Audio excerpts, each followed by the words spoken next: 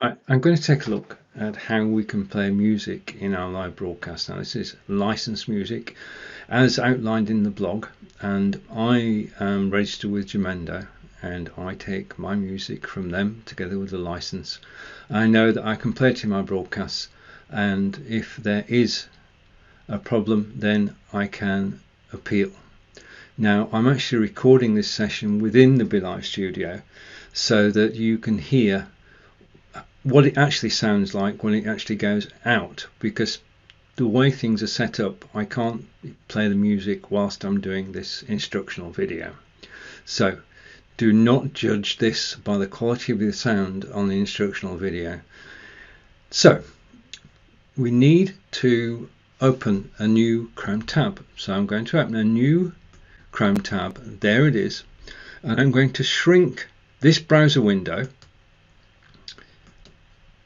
I'm still here, by the way. Shrink this browser window, and there's the new tab. On the left hand side, I've got Windows Explorer, and the music is in there, and I can drag the music onto the new Chrome tab. Okay, and it will start to play. In the recording, you'll actually hear it. So there's the new Chrome tab with the music in, and what I want to do is I want to go to screen, Chrome tab, and there's the music tab. I want to share it.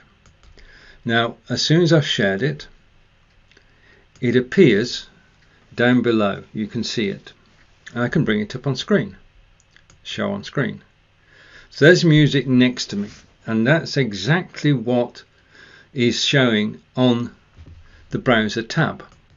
Okay, but I do not want to show that on screen. So what I do is I go into the settings and I switch off the video. Right, now the music is still in stream, but it's not visible. Okay, so I'm now going to play the music by going to the Chrome tab and pressing play. In the live broadcast, you can actually hear the music.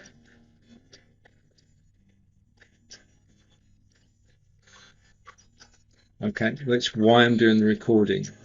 Okay, I'm going to run through that again more slowly, because there's only 2 or 3 steps involved. Once you've done it a few times, you get used to doing it, then it's so easy to actually play high quality music in your live broadcasts. So let's go over to the Chrome tab, stop that video. Now, when you've finished with the music, you just press stop sharing, and that's it. We can close the tab. I can come back to here. So when you're finished, stop sharing, close the tab, come back to here. The music has disappeared from your studio, and it's time for the next tune. Now, the point here is that you can have several songs or music tracks in your studio, and you can switch between them. If you're going to use music in your live broadcast, set it up in advance.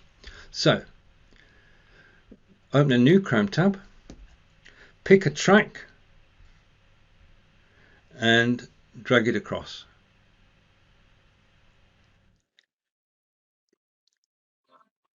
Okay, and that's a quiet one, so it's in my studio.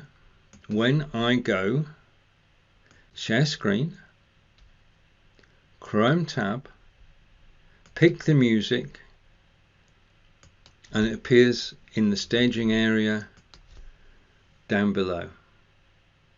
Okay, bring it up on screen. It's got to be in the broadcast. Switch off the camera and then press play.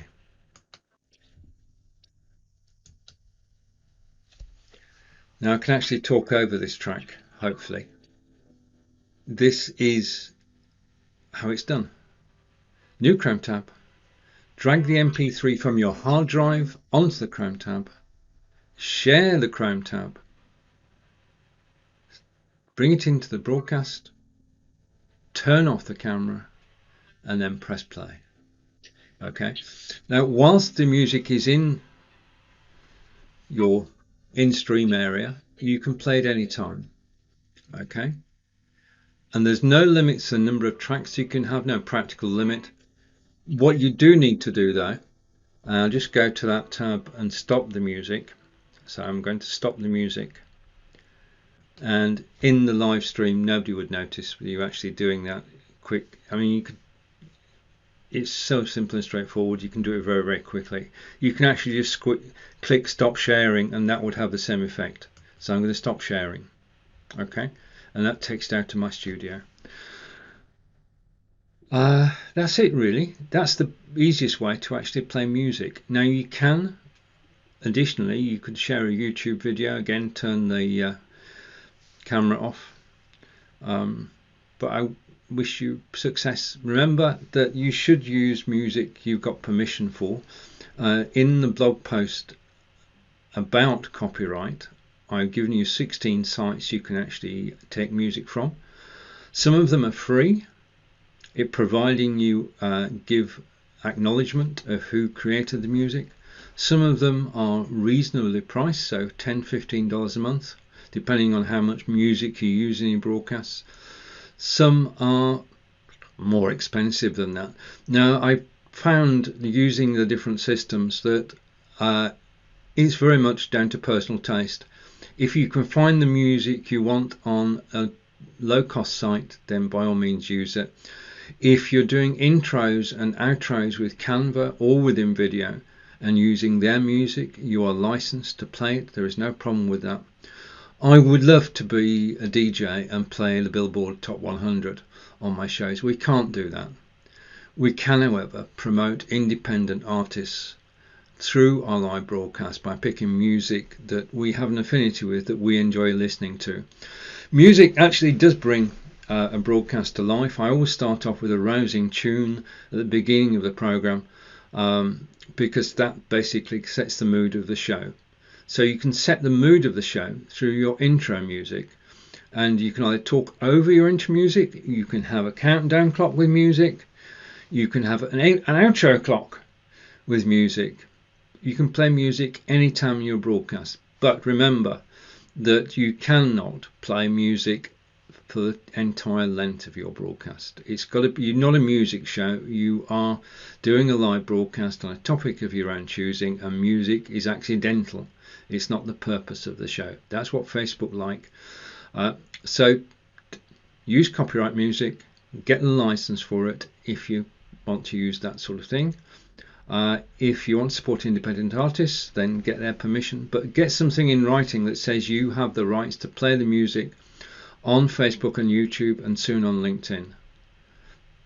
If you take the precautions, then there will be no problems playing music on BeLive, and as I say, music can enhance your show. So if you have any questions, then please do ask. But other than that, I wish you successful, happy broadcasting, and I'll see you in my next video.